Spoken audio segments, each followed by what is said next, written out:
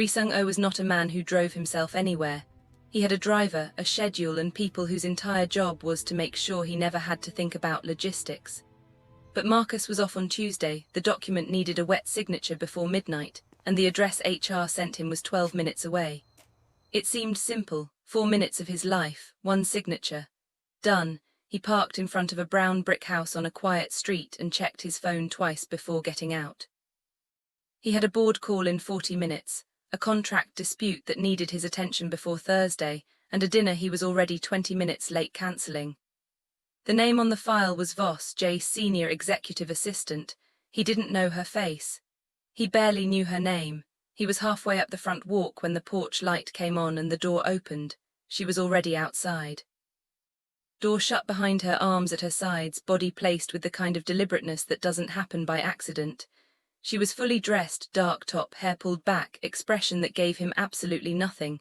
Standing there like she'd been waiting for him, like she already knew. He stopped walking. MS, Voss, he held up the folder. I apologize for the hour. HR said this was the fastest route to get this signed before midnight. It'll take 30 seconds. She crossed the porch in 4 steps, took the folder from his hand before he could say anything else, signed where the tab was marked and handed it back. No hesitation, no small talk, nothing. He took the folder, said thank you, turned toward his car. That was when the front door opened. He heard it before he turned around, the small knock of bare feet on wood. He turned back. Standing in the doorway was a child, 4 years old, maybe 5, dinosaur pajamas. A stack of wooden blocks tucked under one arm. The boy wasn't scared or shy. He stood in the doorway and looked at Raesung the way children look at things they're trying to understand, open, direct, taking his time. Raesung looked back. The silence lasted 4 full seconds, and then the boy pointed at him, turned to his mother with complete calm and said, Mommy, that man has my face. Jennifer Voss did not move, did not speak. Did not look at her son or at the man standing at the bottom of her porch steps. She looked straight ahead at nothing, and her face stayed perfectly, terrifyingly still.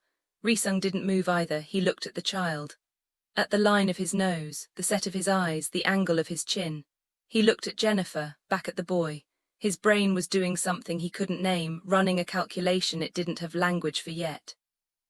He stood there with the signed folder in his hand and felt the ground shift under him in a way that had nothing to do with the ground. MS, Voss. His voice came out quieter than he intended. She didn't answer. MS, Voss, harder this time. Good night, Mr. O. She reached back and opened the door, guided Idris inside with one hand on his shoulder. Stepped in after him. The door closed. He stood there alone in the porch light with a signed document and a question that had no business being as loud as it was. He should have gotten in his car. That was what a reasonable man did. He had a board call, a contract dispute, a dinner he already cancelled. He stood there for another 30 seconds, then he took out his phone and called his HR director. Pull the complete file on Jennifer Voss, he said. Everything, on my desk by morning. 3 miles across the city, in a car parked 2 blocks from Jennifer's house, a man named Garrett made a different phone call. She's on the radar, he said. Oh, saw the boy. There was a pause on the other end, then a woman's voice, calm, precise, the voice of someone who had already decided what came next and was simply waiting for the rest of the world to catch up. Then it begins, Raesung Oh said. Let me know when he comes back. She hung up. The porch light on Jennifer's house went dark. Drop a comment below. Where are you watching from? And if you're new here, hit subscribe. You don't want to miss what happens next. 5 years before that porch, Jennifer Voss walked into a whiskey bar on a Tuesday night in her cousin's gold earrings and ordered something she couldn't pronounce correctly. She was 25, newly unemployed. She wasn't celebrating anything good. She was celebrating still being there, still standing, still breathing, still going. Her cousin had told her to get out of the apartment. So she got out. She sat 2 stools from the far end of the bar and didn't talk to anyone. He was in a corner booth, dark suit, collar open. One hand around a glass he hadn't touched in 20 minutes. He wasn't looking at the room. He was somewhere else in his head, and whatever was there wasn't pleasant. She noticed him because her body noticed him first. She wasn't looking, she just became aware. He came to the bar for another drink he didn't need, sat 1 stool over and said, What did you order? I don't actually know, she said. Something that starts with a G. He looked at her glass. That's a bad whiskey sour. Know that now. laughed once, short like it surprised him. His name, he told her, was Raesung, just Raesung. She told him she was just Jennifer. They talked until the bar staff started stacking chairs around them. He was sharp and a little tired and more honest than she expected. She talked more than she normally would have. At 4 a.m. she picked up her bag, said goodnight and walked out, no number. No plans, nothing. It was the freest she'd felt in years. 3 weeks later she was sitting on a gas station bathroom floor staring at a pregnancy test, and the word free had completely left her vocabulary. She didn't tell anyone, not her mother who would have panicked, not her best friend Dessau who would have set the city on fire trying to track him down. She sat with it alone, made her decision alone, started making arrangements alone. It was only when she was packing one afternoon and found his jacket, left on the bar stool, picked up by instinct, forgotten in her bag, that she found the cufflinks in the pocket. Black enamel, small tiger inlaid in gold. She looked them up because she was bored and tired and had nothing else to do. She found him in 40 seconds. Raesung Oh, CEO of Oh Pinnacle Group. 31. Heir to one of the most formidable Korean-American business dynasties on the East Coast. His mother Haesuk had a press photo smile and a reputation for being a woman who didn't negotiate with problems, she simply removed them. There was already a woman being positioned at his side in the social columns. Polished, pre-approved, Jennifer closed every tab, never opened them again. At 6 months pregnant, a woman in a beige coat knocked on her door. No name given. She walked in uninvited, set an envelope on the counter, and told Jennifer in a tone like she was reading from a document that Raesung had been informed of the situation, that he wanted no involvement, no contact, no legal claim, and that the envelope contained enough to handle it cleanly. There was a number to call when it was done. Jennifer picked the envelope up, put it in her junk drawer, and never called. Her son arrived in April. She named him Idris. He had his father's eyes from the first day, dark, still, watching everything. He had her jaw and her stubbornness and her refusal to be hurried. By 3 he was forming full arguments. His pediatrician called him precocious. Jennifer called him hers. She rebuilt. Certification, Chicago, 2 corporate roles. Then a recruiter called about Oh Pinnacle Group's Chicago branch, senior executive assistant. Not anywhere near Raesung directly, but close enough to the structure that she would hear anything moving before it reached her. She told herself it was practical, smart, a mother watching the door. It was also the closest she'd let herself get to something she'd never fully put down. She was invisible there, precise, efficient, unremarkable by design. Nobody connected her to anything. Nobody looked twice, until HR made a clerical error on a Tuesday night in October. A Wednesday morning she was sitting in Raesung's office with the door closed and his full attention on her face. He'd pulled her file. He had her employee photo on his screen. He'd been in that bar, he knew he'd been in that bar, and he was looking at her now with the expression of a man who could not place a memory he was certain existed. Voss, he said. Who is Idris's father? She met his eyes without blinking. That's a personal matter, Mr. O. It has nothing to do with my work here. I'm not asking about your work. Then you're asking something I'm not going to answer. Looked at her for a long moment. You can go, he said. She stood, picked up her bag and walked out. But as she closed the door behind her, she heard him pick up his phone. And from the look on his face, she already knew he wasn't calling HR this time. He was calling someone who could find answers she refused to give him. Raesung told himself he was just being thorough. That was what he called it at 11 o'clock on a Wednesday night when he was still in his office going through 5-year-old legal folders that had no reason to be on his desk. Thorough, due diligence. He was a man who liked complete information. That was all this was. He found it in a subfolder buried inside a contract archive labeled MISC. Legal resolved. A payment authorization. His mother's signature. The date was November 5 years ago. The amount was significant. The recipient was listed as a private security and investigation firm. He recognized one Haesuk used for sensitive matters. Attached to the authorization was a report. He read the first page and stopped. Read it again. The subject's name was Jennifer Adiz Voss. 25 years old at the time. Recent job loss. No family wealth. No legal representation. Currently pregnant, estimated 6 months. Father of child, Raesung Oh, confirmed via cross-reference timeline and physical corroboration. There were photographs. Jennifer leaving her apartment. Jennifer at a grocery store. Jennifer at a prenatal appointment. He closed the folder, sat completely still for a moment. Then he picked up his phone and called his mother. They had dinner the next evening at her house. The good china, soft lighting. Raesung Oh at the head of her table, looking exactly like a woman who had nothing to hide because she had already decided she did nothing wrong. He put the folder on the table between the soup course and the main. She looked at it, looked at him, did not look surprised. You went through the legal archives, she said. You had her investigated. You sent someone to her door, protected this family. She was pregnant, she was alone. Set her spoon down. When she spoke, her voice was measured and even. You were 31 years old and you had just been named CEO. The succession had taken 8 years of work. You had obligations to this company, to this family, to the people whose livelihoods depend on our stability. And a woman you spent one night with decided that entitled her to a permanent claim on all of it. She didn't ask for anything. She didn't have to. That's how it works, Raesung. They don't ask, they wait. They build a case and then they appear. She picked her spoon back up. I gave her more than she was owed, and I gave you the ability to move forward without a scandal attached to your name before you'd even had your first quarter as CEO. That is what I did. I handled it. She said it so cleanly, so reasonably. Like the only possible reading of those events was hers. He almost believed her. He was halfway through the drive home before Jennifer's face came back to him. Not the face she showed him in his office, composed, guarded, the face on the porch. The way she came through that door before he reached the second step. The way her body placed itself between him and the house without a moment of hesitation. That wasn't a woman performing caution. That was a woman who had been afraid for a long time and gotten very good at managing it. He went back through his own timeline when he got home. He was looking for the night. He knew there was a night. He'd spent enough time in enough bars in that period of his life that individual evenings blurred. But he went back through his calendar, his credit card records, his location history on his phone, and he found it, November. A whiskey bar downtown.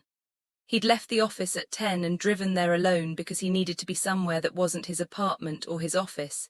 He found the charge, the date, the time. And then the memory came back in full and he sat with it like a man who had just been handed evidence at his own trial, gold earrings. She'd ordered something she couldn't pronounce. He'd told her it was a bad whiskey sour and she said, I know that now, without missing a beat. He'd laughed, twice. Both times it surprised him. She left at 4 am, no number, no backward glance. He sat in his office at midnight looking at his own reflection in the dark window. His mother had found her. Sent someone to her door, paid her to disappear, and she had kept his son anyway. He didn't sleep. He didn't come to her with what he remembered. He came with paperwork, her full hiring record, her application, the name of the recruiter who placed her, the exact dates of every interview, every reference call, every onboarding step. He'd had his chief of staff pull it all before 7 in the morning and he'd spent 2 hours going through it before he called her in. She sat across from him and he put it on the desk between them. You applied to this company, he said. Specifically this branch. You listed the recruiter as an independent contact, but she's placed 3 people here in the last 4 years and you were the only one who reached out to her directly rather than through a posting. Your application came in 11 days after Oh Pinnacle announced the Chicago expansion. Jennifer looked at the papers, didn't touch them. You weren't placed here, he said. You chose here. You built your way in and then you made yourself invisible and you sat in this building for 3 years. She didn't deny it, didn't rush to explain. She sat with her hands in her lap and looked at him steadily and waited. Why, he said. Because the last time your family found out about my son, she said, someone showed up at my door and put money on my counter and told me to make him go away. I was 6 months pregnant, I was alone. There was no warning, no conversation, just a woman in a coat telling me what your family had decided. She paused. I needed to know if that was ever going to happen again. I needed to see it coming. The room was very quiet. So you watched me, he said. Watched the company. I watched for anything that suggested your family was paying attention to Chicago, to me, to Idris. She said it plainly, no apology in her voice. You were never the point, Mr. O. That landed somewhere he didn't show on his face. You should have told me, he said. When? She looked at him directly. When the envelope came, when she told me you wanted no involvement, or should I have walked into your office on my first day and said, hello, we met once, here's your son, good luck? He didn't answer. Protected my child with the only thing I had, she said. Information, proximity, you can be angry about that. was. He was also something else entirely that he did not have words for yet and did not intend to examine in this room. "Clear your desk by end of day," he said. She looked at him for one long moment, then she stood up, picked up her bag and walked out. He did it properly. That was the worst part to watch. He didn't call security, didn't make a scene. He had HR send the formal notice within the hour, and Jennifer Voss cleared her desk in the open office with glass walls on 3 sides and the entire floor finding reasons to walk past. She put her things in a box, straightened her chair, said goodbye to 2 people quietly. Dissa, her only real friend on the floor, lasted until the elevator before she started crying. Jennifer held it until she was in her car. And even then it wasn't much, just a few minutes with her forehead against the steering wheel before she started the engine and went to pick up Idris. He was at the aftercare table with a drawing when she walked in. He took one look at her face, climbed out of his chair, walked over and crawled into her lap without a word. He was 4 years old and he just sat there, drawing still in his hand, and let her hold him. Idris, who always had something to say, said nothing. That silence cost her more than anything that had happened in that building. She held him in her kitchen that night until he fell asleep against her shoulder. Across the city, Raesung Oh sat in his car in the O Pinnacle parking garage for 40 minutes without starting the engine. The folder with her hiring records was on the passenger seat. He'd fired her with complete procedural correctness and zero hesitation, and it already felt like something he'd done to himself as much as to her. His phone buzzed. His mother, he let it ring. The legal papers arrived on a Thursday morning. Jennifer was in the middle of a job application when the email came through from her lawyer. She read it once. Then she closed her laptop, went to the kitchen, stood at the sink and stared out the window for a long time. It was filed under Raesung's name. A custody challenge, paternity establishment and proper parenting arrangements, that was how the cover language framed it. Clean, reasonable sounding. The kind of thing that looked at first glance like 2 adults finally doing the responsible thing. Jennifer's lawyer called 20 minutes later and did not use words like reasonable. "They're going after everything," she said. "Home suitability, financial stability, your support network, your employment history, and Jennifer, they're filing the job loss as evidence of instability. They timed this." Course they did. The documents ran 43 pages. Character assessments. Questions about Jennifer's neighborhood, her childcare arrangements, her income projections now that she was unemployed. There was a section dedicated to the fact that Idris had no paternal figures in his life, written in careful legal language that was designed to sound like concern and functioned as accusation. Heesuk's team had been building this while Jennifer was still clearing her desk. Dissa showed up 2 days later with 2 bottles of wine, a duffel bag, and the look of a woman prepared for war. "I'm staying," she said. "Don't argue with me." Jennifer didn't argue, having Dissa there helped with the evenings. It helped less with the mornings when Jennifer woke up before 5 and ran the numbers again. Rent, lawyer fees, living expenses. Months of runway left if she was careful. Months shrinking every time the legal team filed something new, and Heesuk's lawyers filed things constantly, motions, requests, supplementary assessments. Each one cost Jennifer's lawyer hours to respond to. Each hour was money Jennifer didn't have in the quantity this fight required. Her lawyer was good. She was thorough and she genuinely cared. She was just not funded like the other side. Nobody Jennifer could afford was. She kept applying for jobs. 2 interviews, no offers yet. The gap in her employment record was already a question she had to answer, and the honest answer was not one she could give in an interview room. She kept going. And then one morning she went to check on Idris before her coffee and stopped in the doorway of his room. His shoes were beside his bed, lined up neatly. Both of them, laces tucked, placed exactly parallel to each other like he'd thought about it. He was asleep with his blanket pulled up, but his shoes were right there, ready. She stood in the doorway for a moment. Then she went to the bathroom, turned on the tap so Dissa wouldn't hear, and stood there until she had herself back together. She asked him about it gently that evening. Casual. He looked up from his blocks and said, "Custody means going somewhere. I heard you say it. I want to be ready fast so we can go together." Thought if he had his shoes on he could keep up with her. He was 4 years old and he was sleeping ready. Jennifer nodded like that was a perfectly normal thing, told him she wasn't going anywhere without him ever, and went to the kitchen to start dinner. She didn't tell Dissa. She didn't write it in the legal notes. She just carried it, Raesung saw the actual filing on a Wednesday, not the version his mother's legal team had summarized for him, the real documents, pulled by his personal attorney at his request after 3 days of a feeling he couldn't shake. He read it at his desk with the door closed and got through page 11 before he put it down. The language used to describe Jennifer was not the language of a custody arrangement. It was a demolition, her neighborhood, her finances, her single-parent status framed as a character flaw. There was a line questioning whether her employment at O Pinnacle Group demonstrated a pattern of calculated behavior that suggested poor judgment around Idris's stability. They were using her job, the job his mother's interference made necessary, as evidence against her. He called Raesung. For the first time in his adult life, he didn't wait for a good moment. He didn't modulate his voice. He told her exactly what he'd read and exactly what he thought of it.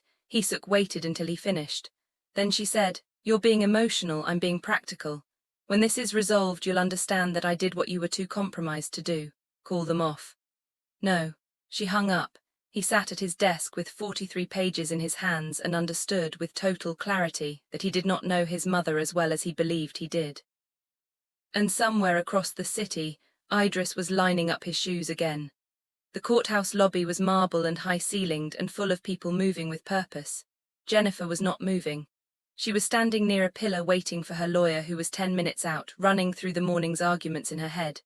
She hadn't slept well. She was in her best suit, the black one she saved for things that mattered, and her face was composed the way it always was when she needed it to be. She heard heels on marble before she saw her. Raesung Oh did not have to be there. The lawyers handled appearances. A woman at her level sent representation and received updates. She had chosen deliberately to come in person. She stopped in front of Jennifer, no greeting. She looked at her the way you look at something you're assessing for removal. "Want you to understand something," Raesung said. Her voice was low and even. "Not for the court, for you." Jennifer didn't respond. "You are a woman who made a calculated decision to insert herself into my son's professional life using a child as leverage. You spent 3 years in his building gathering information. You have positioned this entire situation to extract the maximum possible outcome for yourself." She paused. "You are not the first woman who has tried this. You are simply the first one who produced a child to make it more complicated." She said it without heat. That was the thing, there was no anger in it. It was delivered like a statement of fact, clean and flat, and that made it worse than if she'd shouted it. "Son is a good man," Raesung continued. "He is also at present not thinking clearly. That is what you have relied on, and I want you to know that I have handled situations considerably more complex than you, and I have never lost." She stopped talking. She was done. Jennifer stood still for a moment. Then she looked at Raesung Oh directly. Not with anger, not with tears, just looked at her. "Everything you just described," Jennifer said. "I survived, being unemployed, being investigated, being handed an envelope and told to make my son disappear. I survived all of it, because of your son and because of your interference." She kept her voice low. "So I need you to understand something too. There is nothing you can say to me that my life hasn't already said louder, not one thing." She picked up her bag and walked into the courtroom. Raesung stood alone in the marble lobby. She did not move for a moment. A man in a suit walked past her and she didn't register him. 15 feet away, Raesung Oh stepped out from beside a column. He had arrived early. He'd been standing there for 4 minutes before his mother appeared. He had heard everything. Both women, every word. He had watched his mother, who ended careers without raising her voice, who walked into rooms and changed the temperature of them, deliver every blade she had. And he had watched Jennifer Voss stand there and not break, not perform strength, not argue back with matching force. She just stood in it, and then she spoke, and then she walked away, and somehow Raesung was the one left standing alone, looking diminished. He walked into the courtroom 2 minutes later and sat beside his lead attorney. "End it," he said quietly. His attorney looked at him. "The motion, all of it, drop everything today, Mr. Oh, if we withdraw at this stage, end it." His mother entered the courtroom while the instructions were still being communicated down the legal chain. She saw the body language of the attorneys. She understood immediately. She went very still in her seat and did not look at her son. Jennifer won. It took 20 minutes, a withdrawal, a brief statement. Done. Jennifer walked out of that courtroom and into the corridor and stood there for a moment with her eyes closed. Her lawyer was talking, but Jennifer wasn't hearing it yet. She was just breathing. Raesung came out a minute behind her. He stood in the corridor and watched her and felt it, all of it with complete honesty for the first time. The anger hadn't been about the deception. He knew that now.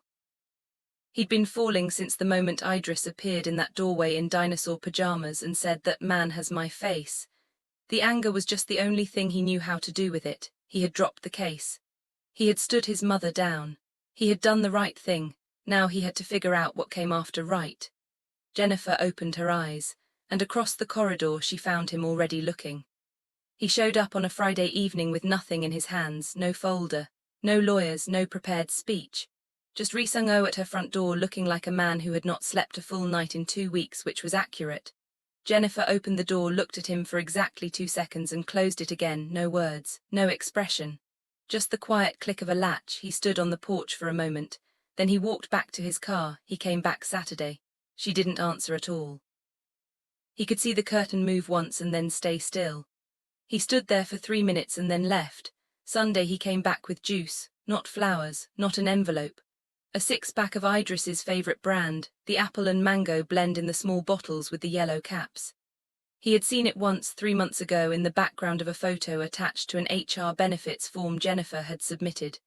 A grocery bag on the kitchen counter, half unpacked. He'd noticed the bottles and filed the detail away without knowing why. He set them on the porch step, didn't knock, and left. Idris found the juice Monday morning before Jennifer was fully awake. By the time she got downstairs, he was sitting at the kitchen table with one bottle open and his full attention on it, the way he focused on things he considered genuinely excellent. "Mommy," he said, not looking up. "The man with my face left apology juice." "How do you know it was him?" Idris looked at her. "Because you don't have any friends who are sorry." Jennifer picked up the remaining bottles, walked to the bin and put them in. Idris watched this happen with his mouth slightly open. He looked at the bin, he looked at her. He looked back at the bin. "That was good juice, Mommy." "I know, that was really good juice." Idris picked up his empty bottle and held it with both hands like a small ceremony of mourning. "I'm just saying." Jennifer turned away from the bin and felt something move in her chest that was almost a smile. She did not let it reach her face. She put the kettle on and stared at the wall and told herself the juice meant nothing. It meant something. She just wasn't ready to say what, yet he kept coming. She kept the door closed. But somewhere around the 4th visit she stopped pretending she couldn't hear him. They talked through the door. It was strange and uncomfortable and more honest than anything they'd managed face to face. He told her he'd found his mother's investigator file. Told her he'd read the full report, the photographs, the assessment, the payment. Told her he knew about the envelope. Knew she'd never cashed it. Jennifer stood on her side of the door and said nothing for a long time. Then, "It wasn't about the money." "No," he said, another silence, longer. "The money wasn't the point," she said. "The point was that someone came to my door and told me my son's father had decided he didn't exist. That's what I lived with." Didn't try to answer that. There was no answer that fit. "Go home," Raesung went, but the next evening he came back and she answered faster than the day before. She didn't open the door, but she answered. He asked to meet Idris. She said no. He asked to sit down and explain himself fully. She told him his explanation was 4 years too late. He told her he hadn't known about his mother's interference, not any of it. She was quiet for a moment. "A man who doesn't know what his mother is doing in his name is either lying or negligent," she said. "I don't know which you are, I'm not sure which is worse." Didn't have a clean answer. She didn't move to give him one. From the kitchen window, Dissau watched the whole exchange with a bowl of popcorn and the focus of a woman watching the most compelling television of her life. She had zero remorse about this and made no effort to pretend otherwise. "He's going to wear her down," she said to no one. Inside, Jennifer leaned her back against the door and closed her eyes. She was afraid Dissau was right. Raesung did not accept closed doors. She simply found other doors. 2 weeks after the courthouse withdrawal, Raesung got a call from a board member named Gerald Chu, who prefaced his message with, "I thought you should hear this from someone who respects you." A story had appeared in a gossip column, not front page, not loud, placed carefully in the kind of publication that influential people read and pretended not to. It described a paternity situation involving O Pinnacle Group's CEO. It used words like instability and questions about leadership judgment. It didn't name Jennifer. It didn't have to. Raesung listened to Gerald finish. Said thank you. Hung up, he sat at his desk and looked at his phone for 60 seconds. Then he called his PA and told her to schedule an emergency board meeting for Thursday morning. He walked into that room and did not use notes. He told them directly there was a story circulating about his personal life. He was not going to manage it quietly or let it become something the board heard second-hand. He had a son. The boy's name was Idris. He was 4 years old and he was healthy and he was not a complication or a liability. He was his son and Raesung was in the process of building a relationship with him. He looked around the table and did not flinch once. Nobody spoke. Gerald Chu nodded slowly. Raesung thanked them for their time and left. He called his mother from the car. "If you move against Jennifer again," he said, "in any direction, legally, socially, professionally, I will treat it as a move against me. Directly, do you understand what I'm telling you?" Hisuk was quiet. "Not asking," he said. She hung up. She didn't agree. But she went silent, which from Hisuk was not the same thing as peace. It was a woman deciding to wait and recalculate. He knew the difference. He accepted it for now and kept driving. He went to Jennifer's that evening without calling ahead. No arrangement, no strategy. She opened the door and looked at him. "Remember that night," he said. "The bar, the bad whiskey sour. You left at 4 am and I sat there for another hour because I didn't want to go home yet." She stood still. "Found my mother's file," he said. "I know what the envelope said. I know what that woman told you at your door. I know you were 6 months pregnant and completely alone and my family treated you like a problem to be closed." He stopped. "I'm not here to explain that away. I can't. I'm just telling you I know what happened and I know what it cost you." Jennifer looked at him for a long time. "Stood in that courthouse corridor," he said, "and I watched you face my mother alone, no lawyer next to you, no backup, and you didn't move. I've seen people fall apart under far less from her." He paused. "I've been trying to put you in a category since October and I can't. There isn't one, and I think that means something. I'm not going to pretend isn't there anymore." "Stop talking." Jennifer was quiet for a moment. Then, "I believe you," exhaled, "and I need you to understand," she continued, "that me believing you doesn't undo what Idris and I went through. Those aren't the same thing. No. Don't get to show up now and be his father because it's finally convenient. Know that too. And you don't get to show up and be anything to me just because you've decided you want to." Looked at her. "Tell me what to do. I'm not asking for a shortcut. Tell me what it actually takes." She held his gaze. The silence between them was long and full and neither of them looked away. "Start with him," she said finally. "Everything else comes after that." Was not a yes, it was 1 inch. He took it, and inside from the top of the stairs, Idris sat in his dinosaur pajamas with his chin on the banister, watching. He looked at the man at the door. He looked at his mother's face. Then he went back to bed, pulled his blanket up, and for the first time in 3 weeks, did not put his shoes beside the bed. 3 months is not a long time. It is also not a short time when you are watching someone prove themselves one Saturday at a time. Raesung did not come for Jennifer during those 3 months. He was clear about that from the beginning and he held to it. He came for Idris. Saturday mornings, simple things. A park where Idris spent 40 minutes explaining his personal theory that the slide was faster if you crossed your arms, which Raesung tested without being asked. A bookstore where Idris selected 4 books, 2 for himself, 1 for Jennifer, and 1 that he handed to Raesung without explanation and then walked away. A morning at the kitchen table with building blocks where nothing significant was said, and Idris simply worked and occasionally handed Raesung a piece without looking at him, which Jennifer later told Dessau was actually enormous. Idris did not give warmth easily. He watched. He filed things. He had his father's eyes and he used them the same way still, taking everything in, giving nothing back until he'd decided what something was worth. One Saturday afternoon, sitting in the park with their takeout containers between them, Idris put down his food and looked at Raesung with complete seriousness. "Mom cries sometimes," he said. "When she thinks I'm asleep." Raesung looked at him. "Hear her," Idris said. "She's quiet but I hear her." He kept his eyes on Raesung's face. "I just wanted to see what your face does when I say that."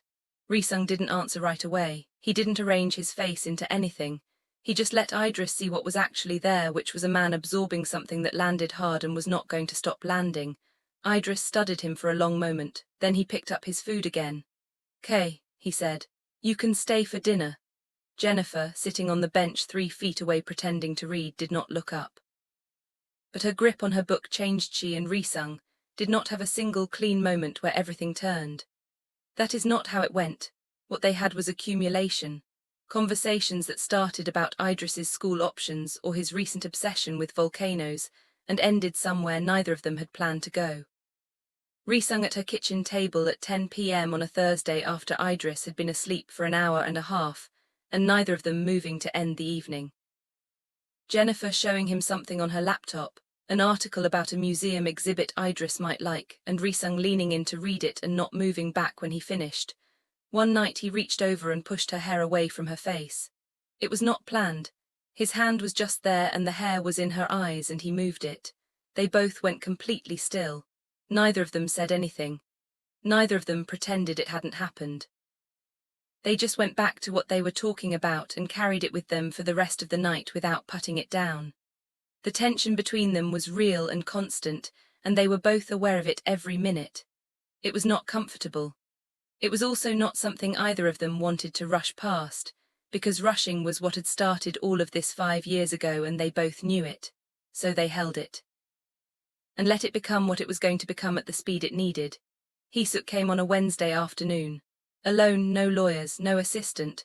She knocked twice and stood on the porch, and when Jennifer opened the door she looked different from every other time Jennifer had seen her. Not softer exactly. Just present. Like she had left something in the car. Jennifer let her in because she was too surprised not to. They sat at the kitchen table. Raesung folded her hands and looked at the surface for a moment. "Not here to apologize," she said. "I want to be honest with you about that." "'Kay," Jennifer said. "Made decisions I believed were correct. I still believe some of them were." She paused. "But Raesung has not looked at another person the way he looks at you in his entire life. I have watched that man in every kind of room and I know what his face does." She stopped. "I'm not saying this is what I wanted. I'm saying it is what is true." She stood up, picked up her bag. "He's my son," she said, not as an explanation, just as the thing underneath everything else. She left. Jennifer stood in her kitchen after the door closed and did not move for a long time. It was not forgiveness. Raesung had not asked for it.